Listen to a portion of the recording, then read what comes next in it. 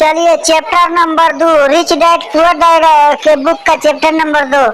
अमीर लोग पैसे के लिए काम नहीं करते हैं। सबक है। डैडी, क्या आप मुझे बता सकते हैं कि अमीर कैसे बना जाए? यह सुनते ही मेरे डैडी ने अपना शाम का अखबार नीचे रख दिया। बेटे, तुम अमीर क्यों बनना चाहते हो? क्योंकि आज जिमी की मम्मी अपनी नई कैंडली कार में आई और वे लोग पिकनिक पर अपने समुद्र तट वाले घर पर जा रहे थे। जिमी अपने साथ अपने 3 दोस्तों को ले गया, परंतु माइक और मुझे नहीं ले गया। उसने हमसे यह कहा कि वह हमें इसीलिए नहीं ले जाएगा क्योंकि हम लोग गरीब बच्चे थे।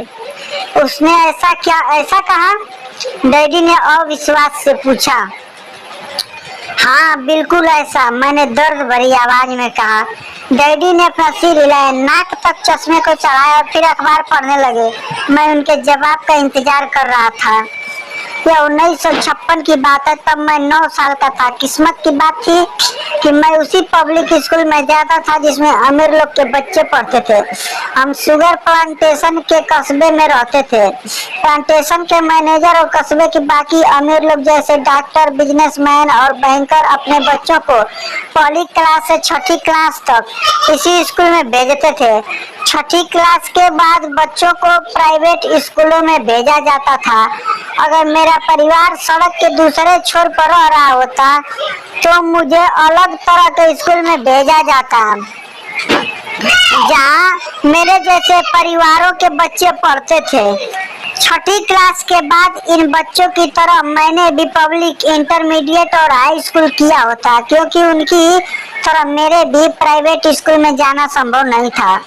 मेरे डैडी ने आखिर अखबार को रख दिया। मुझे पता था कि वे क्या सोच रहे थे। उन्होंने धीमे से शुरुआत की। अगर तुम अमीर बनना चाहते हो तो तुम्हें पैसे बनाना सीखना चाहिए।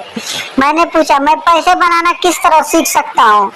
अपने दिमाग के इस्तेमाल से उन्होंने मुझे मुस्कुराते हुए कहा, जिसका असली मतलब यह था, बस मैं तुम्हें इतना ही बता सकता हूँ या मैं इसका जवाब नहीं जानता, इसलिए मुझे तंग मत करो। एक साझेदारी हुई। अगली सुबह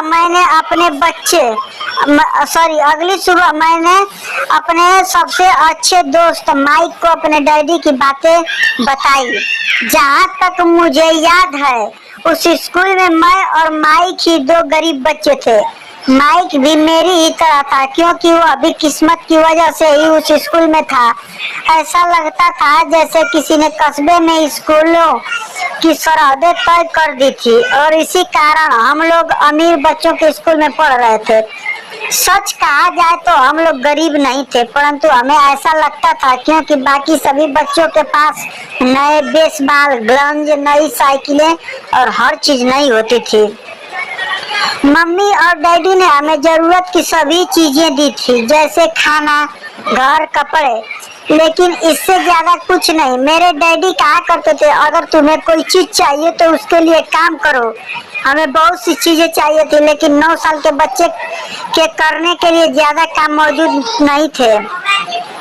माइक ने पूछा, तो पैसा कमाने के लिए हमें क्या करना चाहिए? मैं नहीं जानता, मैंने कहा।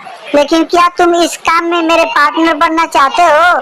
वह राजी हो गया और उस शनिवार की सुबह माइक मेरा पहला बिजनेस पार्टनर बन गया। हम दोनों पूरी सुबह यही सोचते रहे कि पैसा किस तरह कमाया जाए। कभी कभार हम उन बेफिक्र बच्चों के बारे में बातें करते रहे जो जिमी के समुद्र तट वाले घर पर मजे कर रहे होंगे। इसे थोड़ी चोट पहुंचती थी, परंतु यह चोट अच्छी थी, क्योंकि इसने हमें यह सोचने के लिए प्रेरित किया कि कोई पैसा कैसे कमाया जाए। आखिरकार उस दोपहर को हमारे दिमाग में बिजली कौंध गई। यह एक ऐसा विचार था जो माइक ने किसी विज्ञान की किताब में पढ़ा था। रोमांचित होकर हमने अपने हाथ मिलाए और पार्टनरशिप के पास अब एक बिजनेस था। अगले कुछ हफ्तों तक मैं और माइक आसपास के इलाके में दौड़ भाग करते रहे। हम दरवाजों पर दस्तक देते थे और पड़ोसियों से कहते थे कि वे अपने इस्तेमाल किए हुए टूथपेस्ट ट्यूब हमारे लिए रख दे। हैरत से हमें देखते हुए ज्यादातर लोगों ने मुस्कुराकर हमारी बात मान ली। कुछ ने हमसे पूछा कि हमें टूथपेस्ट ट्यूब क्यों चाहिए। इसके जवाब में हमने कहा कि हम आपको यह नहीं बता सकते, यह एक सीक्रेट बिजनेस है। सप्ताह गुजरते गए और मेरी मम्मी बहुत दुखी हो गई। अपने कच्चे माल को इकट्ठा करने के लिए हमने जो जगह चुनी थी वह उनकी वॉशिंग मशीन के ठीक पास थी। एक भूरे कार्डबोर्ड के डिब्बे में जिसमें कभी केचप की बोतलें रखी रहती थी। हमारे इस्तेमाल के लिए तो हुए टूथपेस्ट के ट्यूब्स की संख्या बढ़ने लगी। आखिर एक दिन माँ के सब्र का बाग टूट गया। पड़ोसियों के मुड़े तुड़े और इस्तेमाल किए हुए टूथपेस्ट ट्यूब्स को देखते देखते ये उब गई थी। उन्होंने पूछा, तुम लोग कर क्या रहे हो? और मैं यह नहीं सुनाना चाहती कि यह एक बिजनेस सीक्रेट है। इस कचरे को साफ कर दो या मैं इसे उठाकर बाहर फेंक देती हूँ। माइक और मैंने उनसे हाथ पैर जोड़े और उनसे यह बताया कि जल्दी ही हमारा कच्चा माल पर्याप्त जमा हो जाएगा और फिर हम उत्पादन शुरू कर देंगे। हमने उन्हें बताया हम कुछ पड़ोसियों का इंतजार कर रहे थे ताकि वे टूथपेस्ट के ट्यूब्स खत्म कर लें। माँ ने हमें हफ्ते की मोहलत और दे दी। उत्पादन शुरू होने की तारीख करीब आ गई थी। दबाव बढ़ चुका था। हमारे वेयर हाउस के मालिक यानी मेरी माँ ने हमारी पहली पार्टनरशिप कंपनी को जगह खाली करने का नोटिस थमा दिया था। अब माइक का काम यह था कि वह पड़ोसियों को अपने टूथपेस्ट जल्दी खत्म करने के लिए कहे और साथ में यह भी जोड़ दे, दांत के डॉक्टरों का कहना है कि दिन में कई बार ब्रश करना चाहिए। मैं उत्पादन की प्रक्रिया को ठीक ठाक करने में जुट गया। एक दिन मेरे डैडी अपने एक दोस्त के साथ कार में बैठकर पोर्च में आए और उनके आश्चर्य का ठिकाना नहीं रहा जब उन्होंने वहाँ 9 साल के 2 बच्चों को उत्पादन की प्रक्रिया में पूरी गति से जुटे देखा। हर जगह बारीक सफेद पाउडर बिखरा हुआ था। एक लंबी मेज पर स्कूल से लाए गए दूध के छोटे कार्टून थे और हमारे परिवार की हिबाची ग्रिल लाल दहकते कोयले के साथ अधिकतम गर्मी पर जल रही थी। डैडी सावधानी से चलकर हमारे करीब आए। चूंकि हमारे उत्पादन की प्रक्रिया ने पोर्च पर कर लिया था, इसलिए उन्हें कार बाहर ही खड़ी करनी पड़ी। जब वे और उनके दोस्त पास आए तो उन्होंने कोयले के ऊपर रखा एक स्टील का बर्तन देखा जिसमें टूथपेस्ट के ट्यूब्स पिघल रहे थे। उन दिनों टूथपेस्ट प्लास्टिक के ट्यूब्स में नहीं आते थे, ट्यूब शीशे के बने होते थे। एक बार पेंट जल जाने पर हम ट्यूब्स को स्टील के बर्तन में डाल देते थे ताकि वह पिघलकर द्रव रूप में आ सके। इस पिघले हुए शीशे को हम छोटे छेद वाले दूध के कार्टूनों से डाल रहे थे। दूध के इन कार्टूनों में प्लास्टर ऑफ पेरिस बना था। हर तरफ फैला सफेद पाउडर प्लास्टर ही था जिसमें हमने पानी मिलाया था। जल्दबाजी में मैंने उसके बैग को गिरा दिया था और पूरी जमीन ऐसी लग रही थी जैसे वहाँ अभी अभी बर्फ का तूफान आया हो। दूध के कार्टून भारी बक्से थे जिसके भीतर प्लास्टर ऑफ पेरिस के सांचे थे। मेरे डैडी और उनके दोस्त हमें देखते रहे और हम पिघले हुए शीशे को प्लास्टर ऑफ पेरिस के क्यूब के ऊपर से छोटे से छेद में डालते रहे। संभल कर, मेरे डैडी ने कहा। मैंने बिना सिर उठाए हामी भर दी। आखिरकार जब शीशे को डालने का काम खत्म हो गया तो मैंने स्टील के बर्तन को नीचे रख दिया और फिर अपने डैडी की तरफ देखकर मुस्कुराया। उन्होंने हल्की मुस्कान के साथ पूछा, तुम लोग क्या कर रहे हो? हम वही कर रहे हैं जो आपने बताया था, हम अमीर बनने जा रहे हैं, मैंने कहा। हाँ, माइक ने सिर को हिलाते हुए और मुस्कुराते हुए कहा, हम दोनों पार्टनर हैं। डैडी पूछा, और इन प्लास्टर के सांचों में क्या है? देखिए, मैंने कहा, इसमें एक बहुत अच्छी चीज है। छोटे हथौड़े से मैंने सील को ठोका जिससे बाहरी खोल टूट गया। सावधानी से मैंने ऊपर के आधे प्लास्टर को हटाया और जस्ते का एक सिक्का बाहर गिर गया। हे भगवान, मेरे डैडी ने कहा, तो तुम लोग जस्ते के सिक्के डाल रहे हो? बिल्कुल सही, माइक ने कहा। हम वही कर रहे थे जैसा आपने हमसे कहा था, हम पैसा बना रहे थे। मेरे डैडी के दोस्त जोर से हंसने लगे और डैडी भी मुस्कुराए और उन्होंने अपना सिर हिलाया। उनके सामने आग और टूथपेस्ट की ट्यूब्स के बक्से के साथ सफेद धूल में लिपटे हुए 2 बच्चे खड़े थे जो इस कान से उस कान तक खुलकर मुस्कुरा रहे थे। उन्होंने हमसे कहा कि हम सब कुछ छोड़कर उनके साथ चलें और वो घर के सामने वाली सीढ़ी पर बैठे। मुस्कुराते हुए उन्होंने हमें जालसाजी शब्द का मतलब समझाया। हमारे सपने धराशायी हो गए थे। तो आपका मतलब है कि यह गैर कानूनी है? माइक ने कांपती आवाज में पूछा। छोड़ो भी, डैडी के दोस्त ने कहा। हो सकता है कि बच्चे अपनी जन्मजात प्रतिभा को विकसित कर रहे हों। मेरे डैडी उन्हें घूरते रहे। हाँ, यह गैर कानूनी है, डैडी ने नरमी से कहा, परंतु तुम लोगों ने यह साबित कर दिया है कि तुमसे बहुत ज्यादा रचनात्मक और मौलिक विचार है। इसी तरह आगे बढ़ते रहो, मुझे तुम पर गर्व है। निराश होकर माइक और मैं तकरीबन 20 मिनट तक चुपचाप अपना सिर पकड़कर बैठे रहे। इसके बाद हमने सारा अटाला साफ करना शुरू किया। पहले ही दिन हमारा बिजनेस चौपट हो गया था। पाउडर साफ करते हुए मैंने माइक की ओर देखा और कहा, मुझे लगता है कि जिमी और उसके दोस्त ठीक कहते हैं, हम सचमुच गरीब हैं। जब मैंने यह कहा तब डैडी बस जाने ही वाले थे। बच्चों, उन्होंने कहा, तुम गरीब तभी कहलाओगे जब तुम लोग हार मान लोगे। सबसे महत्वपूर्ण चीज यह है कि तुमने कुछ किया। ज्यादातर लोग केवल अमीर बनने के बारे में बातें करते रहते हैं, उसके सपने देखते रहते हैं। तुमने कुछ किया है। मुझे तुम दोनों पर गर्व है। मैं एक बार फिर से यही कहूँगा, आगे बढ़े चलो, हार मत मानो। माइक और मैं खामोश खड़े रहे। ये शब्द सुनने में तो अच्छे थे, परंतु हमें यह पता नहीं था कि हमें क्या करना चाहिए। तो ऐसा क्यों है कि आप अमीर नहीं हैं? मैंने पूछा।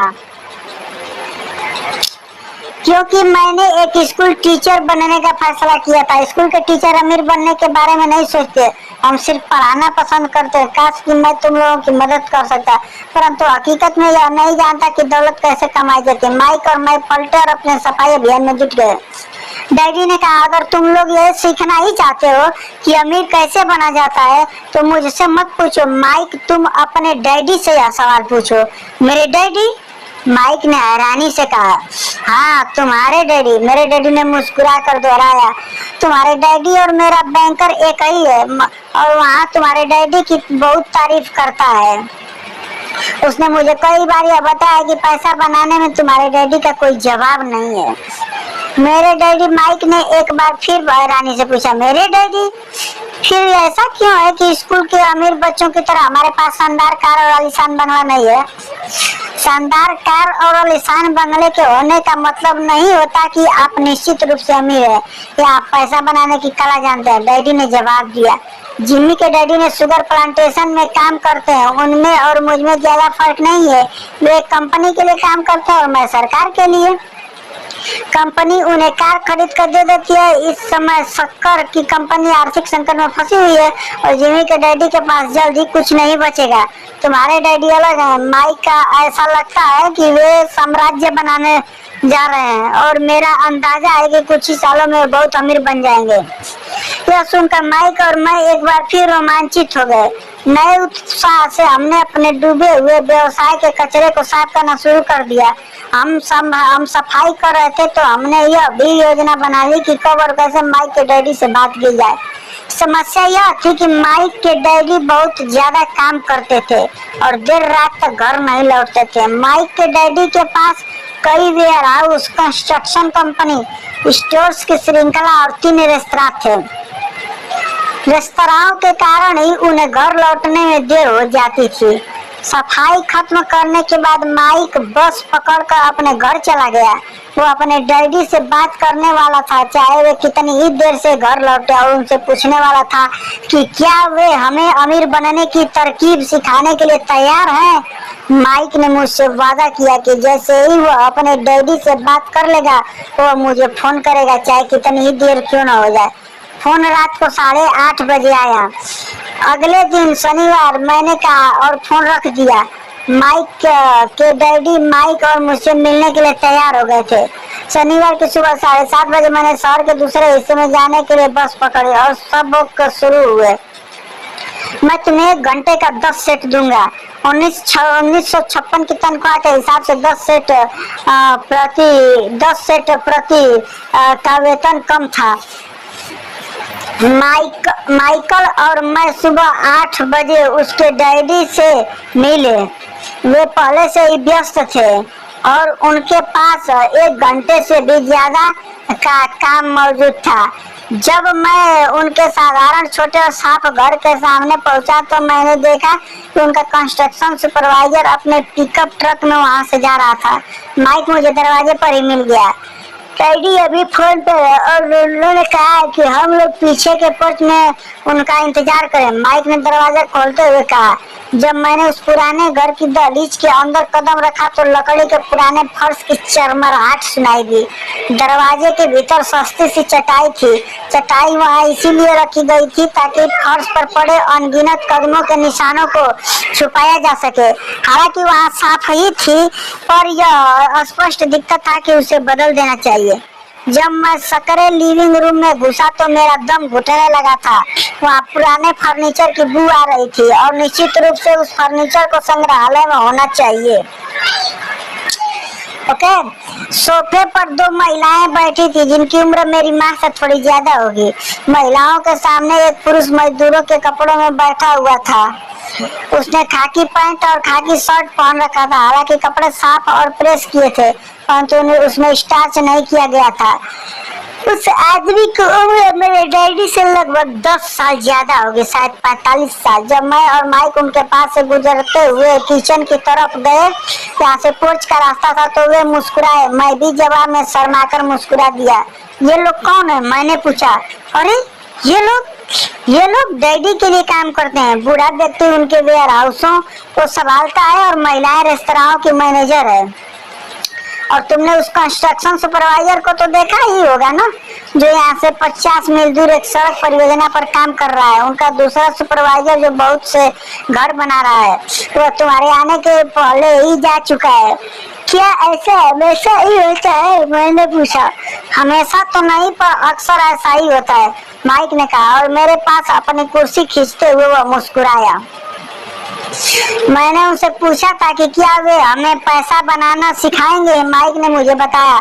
अच्छा, और उन्होंने इसका क्या जवाब दिया? मैंने सावधानी पूर्वक उत्सुकता से पूछा। पहले तो उनके चेहरे पर हंसी आई, फिर कुछ सोचकर उन्होंने कहा कि वे हमारे सामने एक ऑफर रखेंगे। अच्छा, मैंने कहा और अपनी कुर्सी की पीठ दीवार से टिका ली। मैंने वहाँ कुर्सी के पिछले 2 पैरों के सहारे टिका बैठा रहा। माइक ने भी ऐसा ही किया। क्या तुम्हें पता है कि ये कौन सा ऑफर देने वाले हैं? मैंने पूछा। नहीं, पर हमें जल्दी इसका पता लग जाएगा। अचानक माइक के डैडी उस पुराने दरवाजे से घुसकर पोर्च में दाखिल हुए। माइक और मैं अपने पैरों पर कूद गए, आदर के कारण नहीं बल्कि इसीलिए कि हम चौंक गए थे। तो बच्चों तैयार? माइक के डैडी ने कुर्सी हमारे पास से खिसकाते हुए पूछा। हमने अपना सिर हिलाया और अपनी कुर्सियों की दीवार के पास से खींचकर उनके सामने रख लिया।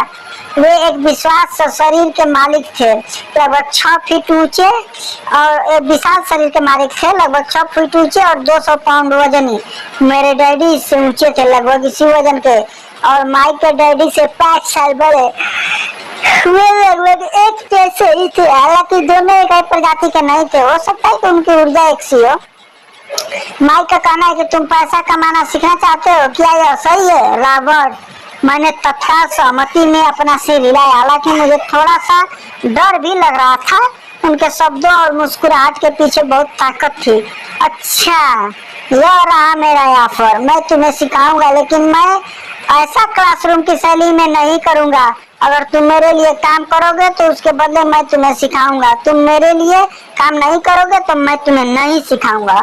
अगर तुम काम करते हो तो मैं तुम्हें ज्यादा तेजी से सिखा सकता हूँ, और अगर तुम सिर्फ बैठकर मेरी बातें सुनते हो जैसा कि तुम लोग स्कूल में करते हो तो इससे मेरा समय बर्बाद होगा। यह मेरा ऑफर है, इसे या तो मान लो या तो फिर वापस लौट जाओ। क्या मैं आपसे पहले एक सवाल कर सकता हूँ? मैंने पूछा।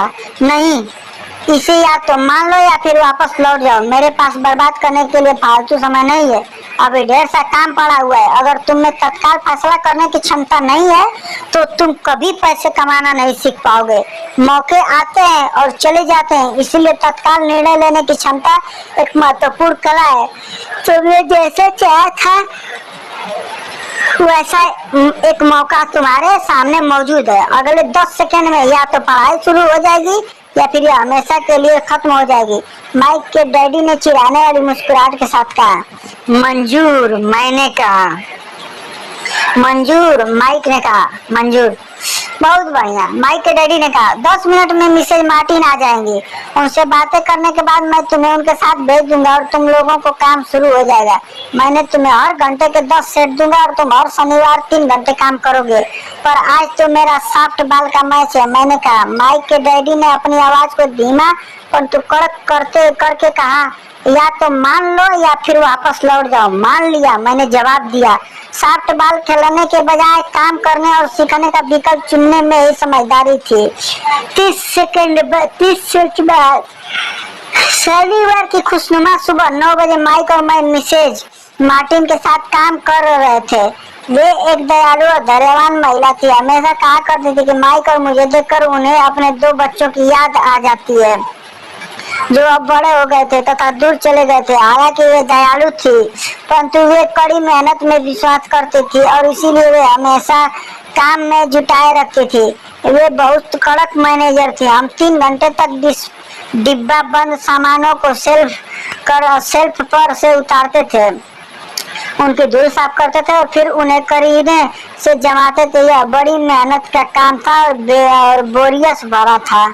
ओके, माइक के डैडी को मैं अपना अमीर डैडी कहता हूँ। उनके पास इस तरह के 9 सुपरेट्स थे जहाँ पार्किंग के लिए बहुत सी जगह थी। वे 7-11 कन्वीनियंस स्टोर के शुरुआती संस्करण थे। पड़ोस के जनरल स्टोर जहाँ लोग दूध, ब्रेड, बटर और सिगरेट जैसी चीजें खरीदते हैं। समस्या यह थी कि हवाई में एयर कंडीशनिंग नहीं थी। गर्मी के कारण स्टोर्स अपना दरवाजा बंद नहीं कर सकते थे। स्टोर के दोनों ओर दरवाजों को पूरा खुला रखा जाता था ताकि सड़क और पार्किंग की जगह सामने सामने दिखती रहे। जब भी कोई कार पार्किंग में आती थी तो उसके साथ धूल का गुब्बारा भी आता था जो स्टोर में घुसकर डिब्बों पर जम जाता था। इसीलिए हम लोगों की नौकरी तभी तक चलती जब तक कि एयर कंडीशनिंग नहीं हो जाती। 3 हफ्तों तक माइक और मैं मिसेज मार्टिन के पास जाकर 3 घंटे तक काम करते रहे। दोपहर तक हमारा काम खत्म हो जाता था और वे हमसे हर एक के हाथ में 3 छोटे सिक्के डाल देती थी। उस समय 50 के दशक में 9 साल की उम्र में भी 30 सेंट कमाने में कोई खास खुशी नहीं होती थी। तब कॉमिक्स की कीमत 10 सेंट हुआ करती थी, इसलिए मैं अपनी कमाई को कॉमिक्स पर खर्च कर देता था और घर लौट जाता था। चौथे हफ्ते के बुधवार 1 तक मैंने काम छोड़ने का मन बना लिया था। मैं सिर्फ इसीलिए काम करने के लिए तैयार हुआ था क्योंकि मैं माइक के डैडी से पैसा कमाना सीखना चाहता था। इसलिए मैं 10 सेंट प्रति घंटे की गुलामी कर रहा था। और सबसे बड़ी बात तो यह थी कि उस पहले शनिवार के बाद से मैंने माइक के डैडी को देखा तक नहीं था। मैं काम छोड़ रहा हूँ। मैं लंच के समय माइक से कहा, स्कूल लंच बड़ा निराशाजनक है था। स्कूल भी उबाऊ था और अब तो मेरे पास शनिवार भी नहीं थे जिसका मैं इंतजार कर सकूं। परंतु 30 सेंट के कारण मुझे धक्का पहुंचा था। इस बार माइक मुस्कुराया। तुम किस बात पर हंस रहे हो? मैंने गुस्से और कुंठा से पूछा। डैडी ने कहा था कि ऐसा ही होगा। उन्होंने कहा था कि जब तुम काम छोड़ने का फैसला कर लो तब वे तुमसे मिलना चाहेंगे। क्या? मैंने आवेश में पूछा। क्या वे मेरे उकता जाने का इंतजार कर रहे थे? कुछ माइक ने कहा। मेरे डैडी जरा अलग किस्म के हैं। उनका सिखाने का तरीका तुम्हारे डैडी के पढ़ाने के तरीके से बिल्कुल अलग है। तुम्हारे मम्मी डैडी बहुत बातें करते हैं, दूसरी तरफ मेरे डैडी बहुत कम बोलते हैं। तुम सिर्फ इस शनिवार तक इंतजार कर लो। मैं तुम्हें बता दूंगा कि तुमने काम छोड़ने का फैसला कर लिया है। इसका मतलब यह है कि मेरे साथ नाटक खेला गया है? नहीं, ऐसा नहीं हुआ, और शायद हो सकता है। डैडी शनिवार को इसके बारे में समझाएंगे। शनिवार को लाइन में लगकर इंतजार करते हुए मैं और उनका सामना करने के लिए तैयार था। यहाँ तक कि मेरे असली डैडी भी उनसे नाराज थे। मेरे असली डैडी जिन्हें मैं गरीब डैडी कहता हूँ, यह मानते थे कि मेरे अमीर डैडी बाल श्रम कानूनों का उल्लंघन कर रहे थे और इस पूरे मामले की जांच होनी चाहिए। मेरे पढ़े लिखे गरीब डैडी ने मुझसे यह कहा कि मैं तनख्वाह मांगू कम से कम 25 सेंट प्रति घंटा। मेरे गरीब डैडी ने मुझसे कहा कि अगर मेरी तनख्वाह नहीं बढ़ती है तो मुझे तत्काल नौकरी छोड़ देनी चाहिए, और वैसे भी तुम्हें उस घटिया काम की कोई जरूरत नहीं है। मेरे गरीब डैडी ने झल्ला कर कहा। शनिवार को सुबह 8 बजे मैं एक बार फिर माइक के घर उसी पुराने दरवाजे के अंदर घुस रहा था। कुर्सी पर बैठो, माइक के डैडी ने मेरे घुसते ही कहा। फिर वे अंदर जाकर अपने छोटे से ऑफिस में बैठ गए जो बेडरूम के पास था। मैंने कमरे में चारों तरफ देखा परंतु मुझे माइक नहीं दिखा। अजीब सा महसूस करते हुए मैं उन्हीं दोनों महिलाओं के बगल में बैठ गया जो मुझे 4 हफ्ते पहले वहीं पर मिली थी। वे मुस्कुराई और सोफे पर थोड़ी सी खिसक गई ताकि मैं भी बैठ सकूं। 45 मिनट गुजर गए थे और मैं उबल रहा था। दोनों महिलाएं उनसे मिलकर तकरीबन 30 मिनट पहले वहां से जा चुकी थी। एक बूढ़ा सा आदमी वहां 20 मिनट तक बैठा और फिर वह भी निकल कर चला गया। घर खाली था और हवाई में खुशनुमा सुबह को मैं सीलन भरे अंधेरे लिविंग रूम में बैठा हुआ था और इस बात का इंतजार कर रहा था कि एक लालची और बच्चों का शोषण करने वाला आदमी मुझसे बातें करे। मैं सुन सकता था कि वे फोन पर बातें कर रहे थे, ऑफिस में इधर उधर के काम कर रहे थे और मुझे नजरअंदाज कर रहे थे। मेरी इच्छा तो हो रही थी कि मैं उस घमंडी आदमी से बिना मिले ही घर लौट जाऊं, पर किसी वजह से मैं रुक गया। आखिरकार 15 मिनट बाद ठीक 9 बजे अमीर डैडी अपने ऑफिस से बाहर निकले। बिना कुछ कहे उन्होंने हाथ से मुझे इशारा किया कि मैं उनके दड़बेनुमा ऑफिस में आ जाऊं। अमीर डैडी ने अपनी ऑफिस कुर्सी पर बैठते हुए कहा, या तो तुम्हारी तनख्वाह बढ़ाई जाए या तुम काम छोड़ रहे हो, है ना? हाँ, समझौते के मुताबिक आप अपनी शर्त पूरी नहीं कर रहे हैं। मैंने लगभग आंसुओं से भीगे स्वर में कहा। 9 साल के बच्चे के लिए एक वयस्क का सामना करना बहुत ज्यादा डरावना था। आपने कहा था कि अगर मैं आपके लिए काम करूँगा तो आप मुझे पैसा कमाना सिखाएंगे। अपनी तरफ से मैंने आपके लिए काम किया है, मैंने कड़ी मेहनत की है। इस कारण के लिए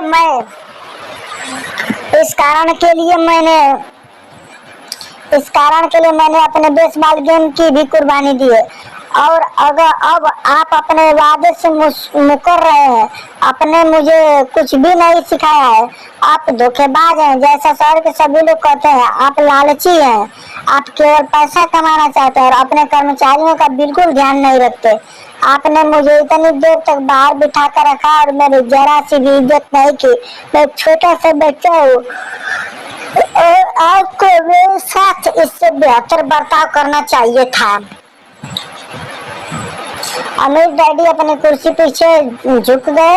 अपने हाथों को ठुड्डी तक लाकर उन्होंने मुझे घूरा। ऐसा लग रहा था जैसे वे मेरा विश्लेषण कर रहे थे। बुरा नहीं है, उन्होंने कहा। 1 महीने से भी कम समय में तुम वही भाषा बोल रहे हो जो मेरे ज्यादातर कर्मचारी बोलते हैं क्या? मैंने पूछा। मैं समझ नहीं पा रहा था कि वे क्या कह रहे थे और इसलिए मैंने अपने दुखड़ा रोना चालू रखा। मुझे लगता था कि आप अपने वादे पर कायम रहेंगे और मुझे कुछ सिखाएंगे। इसके बजाय आप तो मुझ पर अत्याचार करना चाहते हैं। यह तो जुर्म है, सरासर जुर्म। मैं तुम्हें सिखा तो रहा हूँ, अमीर डैडी ने धीमी आवाज में कहा। आपने मुझे क्या सिखाया? कुछ भी नहीं, मैंने गुस्से से कहा। एक बार मैं चंद सिक्कों में काम करने के लिए तैयार हो गया, उसके बाद तो आपने मुझसे बात तक नहीं की। 10 सेंट प्रति घंटे। मैंने आपकी शिकायत सरकार से करूंगा। हमारे देश में भी बाल श्रम कानून है। आप तो जानते ही हैं कि मेरे डैडी सरकार के लिए काम करते हैं। शाबाश, अमीर डैडी ने कहा। अब तुम उन ज्यादातर लोगों की भाषा बोल रहे हो जो कभी मेरे लिए काम करते थे। वे लोग जिन्हें या तो मैंने नौकरी से निकाल दिया या जिन्हें खुद मेरी नौकरी छोड़ दी है। तो इस बारे में आपको क्या कहना है? मैंने पूछा और मुझे यह लग रहा था कि कम उम्र के बावजूद मैं बहादुरी से बातें कर रहा था। आपने मुझसे झूठ बोला। मैंने आपके लिए काम किया और आपने अपना वादा पूरा नहीं किया। आपने मुझे कुछ भी नहीं सिखाया। कौन कहता है कि मैंने तुम्हें कुछ नहीं सिखाया? मेरे अमीर डैडी ने शांति से कहा। मैंने 3 हफ्ते तक तो काम किया और इस बीच आपने सिखाना तो दूर रहा, मुझे कभी बात तक नहीं की। मैंने व्यंग भरे आवाज में कहा। क्या सिखाने का मतलब केवल भाषण या बातचीत ही होता है? अमीर डैडी ने पूछा। और क्या? मैंने जवाब दिया। इस तरह से वे तुम्हें स्कूल में सिखाते हैं। उन्होंने मुस्कुरा कर कहा, परंतु जिंदगी तुम्हें इस तरह नहीं सिखाती। और मेरा यह मानना है, जिंदगी सबसे बढ़िया टीचर होती है। ज्यादातर वक्त जिंदगी आपसे बात नहीं करती, यह एक तरह से आपको धक्का देती है। हर धक्के के जरिए जिंदगी आपसे कहती है, जाग जाओ, मैं तुम्हें कुछ सिखाना चाहती हूँ। यह आदमी कैसा बेसिर पैर की बातें कर रहा है? मैंने अपने आप से पूछा। जिंदगी अगर मुझे धक्का देती है तो इसका मतलब यह है कि जिंदगी मुझसे बातें करती है। अब मैं जान चुका था कि मुझे यह काम तत्काल छोड़ देना चाहिए। मैं किसी ऐसे आदमी से बातें कर रहा था जो पागल था और जिसे ताले में बंद रखने की जरूरत थी। अगर तुम जिंदगी के सबक सीखते हो तो इससे तुम्हें बहुत फायदा होगा। अगर तुम ऐसा नहीं करते हो तो जिंदगी तुम्हें लगातार धक्के देती रहेगी। लोग दो चीजें करते हैं, कुछ लोग जिंदगी के धक्कों को सहन करते चले जाते हैं, बाकी लोग गुस्सा हो जाते हैं। और जो जिंदगी को धक्का दे देते हैं, परंतु वे धक्का देते हैं अपने बॉस को, अपने काम को, अपनी पत्नी या पति को। वे यह नहीं जानते कि जिंदगी उन्हें धक्का दे रही है। मैं नहीं जानता था कि वे किस बारे में बात कर रहे हैं। जिंदगी हम सबको धक्के मारती है। कुछ लोग हार मान लेते हैं, बाकी के लोग लड़ते हैं। कुछ लोग सबक सीख लेते हैं और आगे बढ़ जाते हैं। वे जिंदगी के धक्कों को स्वागत करते हैं। इन गिने चुने लोगों के लिए इसका यह मतलब होता है कि उन्हें कुछ नया सीखना चाहिए। वे सीखते हैं और आगे बढ़ते जाते हैं। ज्यादातर लोग छोड़ देते हैं और कुछ लोग तुम्हारी तरह लड़ते भी हैं। अमीर डैडी खड़े हो गए और उन्होंने टूटी फूटी खिड़की को बंद कर दिया। अगर तुम यह सबक सीख लेते हो तो तुम एक समझदार, अमीर और सुखी युवक बन सकते हो। अगर तुम यह नहीं सीखते हो तो तुम जिंदगी भर अपनी समस्याओं के लिए अपनी नौकरी, कम तनख्वाह या अपने बॉस को कोसते रहोगे। तुम हमेशा ऐसे बड़े मौके की उम्मीद रखते रहोगे जो आए और तुम्हारी आर्थिक समस्या को सुलझा दे। अमीर डैडी ने मेरी तरफ देखा कि क्या मैं अब भी उनकी बात सुन रहा हूँ। उनकी आंखें मेरी आंखों से मिली। हम एक दूसरे की तरफ देखते रहे और हमारी आंखों के बीच संप्रेषण की धाराएं बहने लगी। आखिर जब मैं उनके संदेश का मतलब समझ गया तो मैंने अपनी नजरें झुका ली। मैं जान गया था कि वे सही थे। मैं उन्हें दोषी ठहरा रहा था, जबकि सीखने की जिद मेरी ही थी। मैं फालतू में ही लड़ रहा था। अमीर डैडी ने आगे कहा था, अगर आप इस तरह के आदमी हैं जिसमें हिम्मत नहीं है तो आप जिंदगी के हर थपेड़े के सामने हार मान जाते हैं। अगर आप किस्मत के आदमी हैं तो आप जिंदगी भर सुरक्षित खेल खेलते रहेंगे। किस्म के आदमी हैं तो सही चीजें करते रहेंगे और किसी ऐसे वक्त का इंतजार करते रहेंगे जो आप आने वाला नहीं है। फिर आप एक बोरिंग बुड्ढे की तरह मर जाएंगे। आपके बहुत से दोस्त होंगे जो आपकी सिर्फ इसीलिए तारीफ करेंगे क्योंकि आप एक मेहनती और भले आदमी थे। आपने अपनी जिंदगी सुरक्षित खेल खेलने और सही चीजें करने में गुजार दी, परंतु सच बात तो यह है कि आपने अपने जिंदगी के थपेड़े के सामने घुटने टेक दिए। आप खतरा मोल लेने से की कल्पना तक से डरते थे।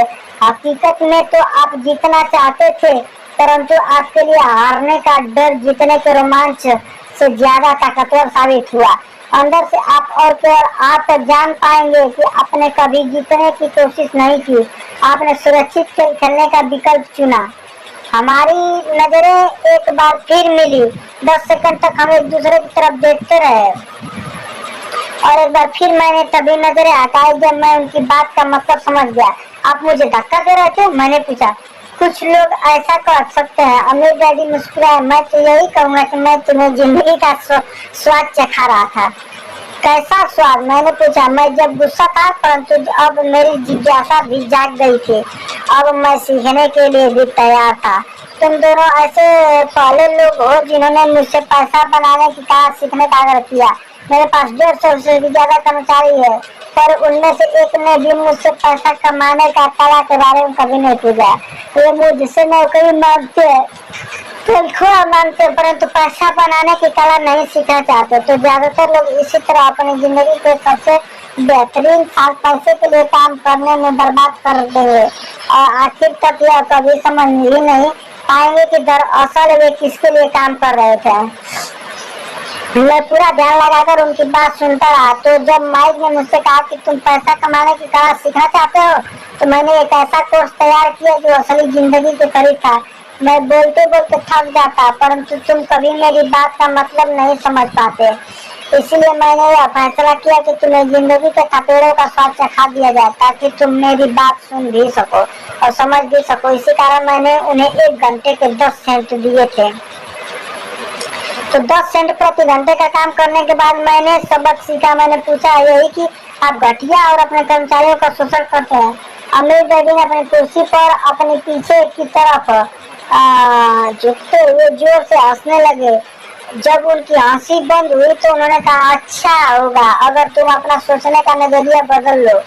मुझे समस्या मत मानो, मुझे दोष देना छोड़ दो। अगर तुम सोचते हो कि तुम्हारी समस्या मैं हूँ, तो तुम्हें मुझे बदलना होगा। इसके बजाय अगर तुम्हें यह लगता है कि तुम्हारी समस्या तुम खुद हो, तो तुम खुद को बदल सकते हो, सीख सकते हो और ज्यादातर समझदार बन सकते हो।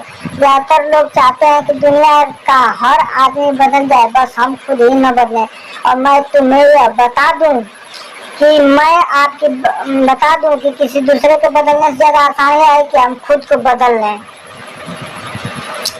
मैं आपकी बात ठीक से समझ नहीं पाया। मैंने कहा, अपनी समस्याओं के लिए मुझे दोष देना छोड़ दो। अमीर डैडी ने अधीरता से कहा, पर आपने मुझे सिर्फ 10 सेंट का ही वेतन दिया, तो तुमने क्या सीखा? अमीर डैडी ने मुस्कुराए पूछा। यही कि आप तो घटिया है। मैंने शरारत भरी मुस्कान के साथ कहा, अच्छा तो तुम यह सोचते हो कि समस्या मैं हूँ? अमीर डैडी ने कहा, वो तो आप हैं। खैर, इसी तरीके से सोचते रहो और तुम जिंदगी भर कुछ नहीं सीख पाओगे। अगर तुम्हारा नजरिया यही है कि समस्या मैं हूँ, तो तुम्हें पास क्या विकल्प रह जाते हैं। अगर आप मेरी तनख्वाह नहीं बढ़ाते या मुझसे ज्यादा का इज्जत नहीं देते हैं, तो मैं काम छोड़कर चला जाऊंगा। ठीक कहा।